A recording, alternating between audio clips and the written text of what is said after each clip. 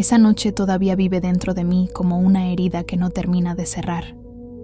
Y al mismo tiempo, como un abrazo que vino de un lugar que no sé nombrar. Porque cuando mi hijo dejó de respirar, no solo sentí miedo, sentí que me arrancaban el sentido de existir. Y sin embargo, en el punto exacto donde pensé que lo había perdido para siempre, algo imposible sucedió. Algo que nadie podría haber anticipado.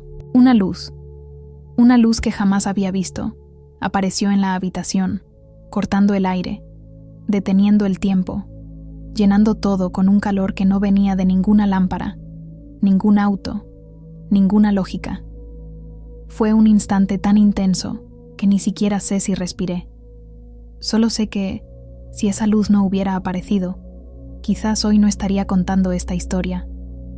Y aunque muchas personas no me crean, aunque otras busquen explicaciones, esa luz cambió todo. Cambió a mi hijo. Y me cambió a mí. A veces pienso que estaba ahí desde antes, esperando el momento exacto para hacerse notar. A veces pienso que fue enviada. A veces simplemente acepto que hay cosas que superan todo entendimiento humano. Pero lo que sí sé, lo único que llevo conmigo desde entonces, es que lo que viví no fue una coincidencia. Fue un mensaje, un rescate, una intervención que llegó cuando ya no quedaba nada más que hacer. No fue un sueño, no fue una ilusión. Fue real, tan real como el sonido de mi propio llanto cuando sentí que lo estaba perdiendo. Tan real como el peso del cuerpo de mi hijo en mis brazos, inmóvil, frágil, silencioso. Tan real como el momento en que, justo después de la aparición de esa luz, él volvió a respirar, como si alguien hubiera soplado vida dentro de su pequeño pecho. Y desde ese día, mi corazón no volvió a ser el mismo.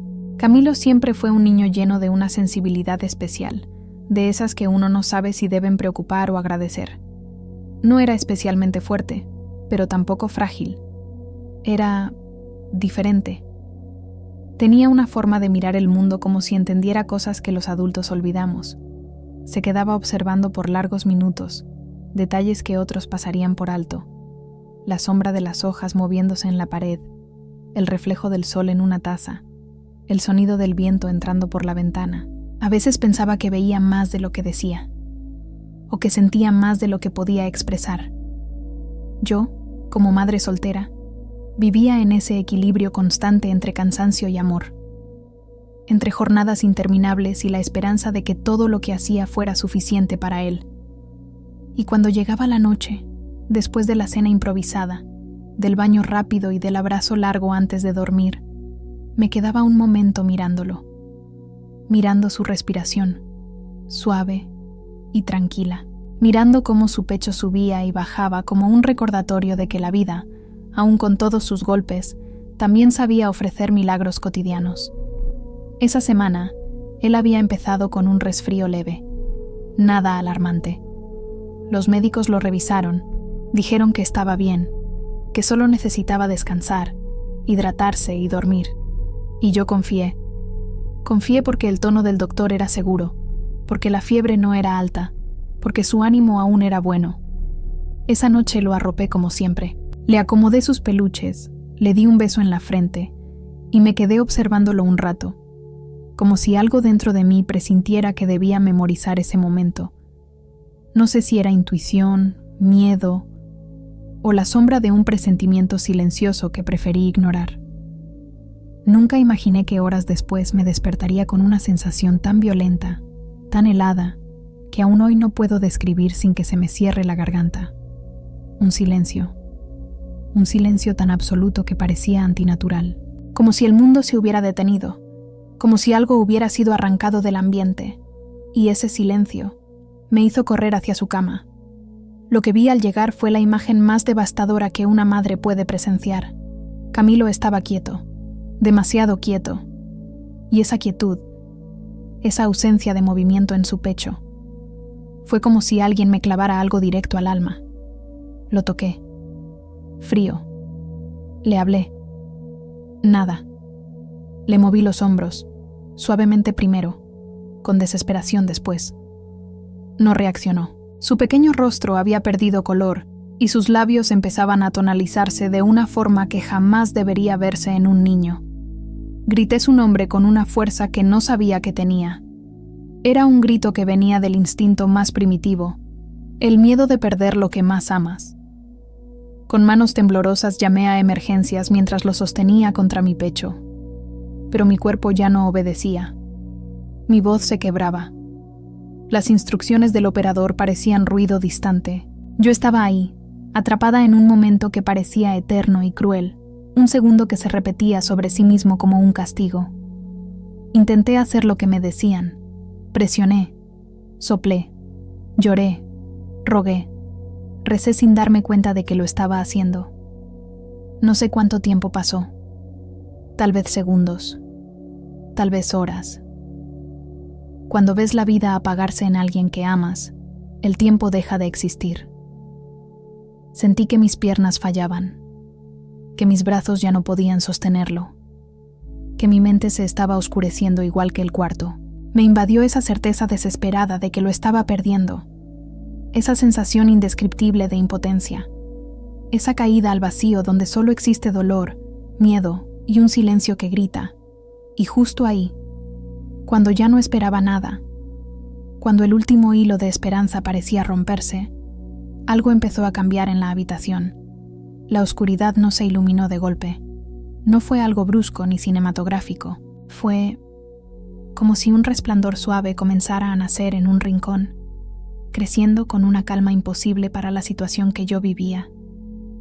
Una luz cálida, dorada, suave, pero a la vez profunda. Un brillo que no lastimaba los ojos, que no tenía sombras, que parecía flotar en el aire como si estuviera vivo. Lo sé. Suena extraño, suena irreal. Y sin embargo, lo juro, esa luz no venía de este mundo. No había lámparas encendidas. No había autos pasando afuera. No había luna entrando por la ventana.